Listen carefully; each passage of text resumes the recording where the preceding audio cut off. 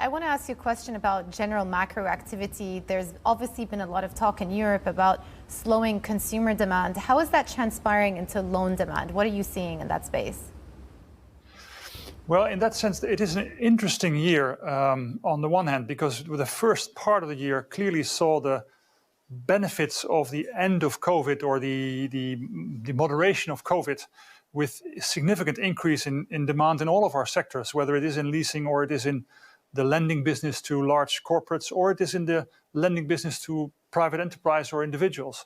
So we saw a significant positive momentum, but clearly right now we're seeing the outlook of a mild recession, and the consequences of that will no doubt be felt also in the economy. Overall, we believe that there's a good buffer in the economies in which we're present.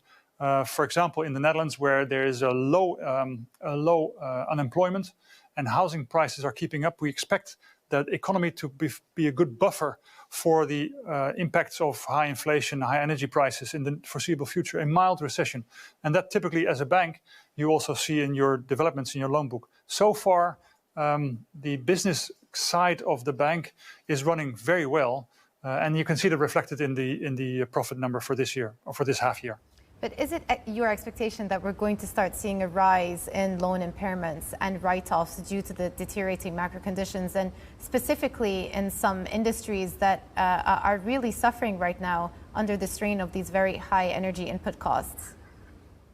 Yeah, I think the interesting part of where we're at is that, yes, you expect that. You expect that some of these sectors will be more specifically hit, and some individual companies will be more specifically hit by the consequences of the war in Ukraine, and by the consequences of high prices in energy, but also in commodities in the food sector, where we're, as a global bank, very present.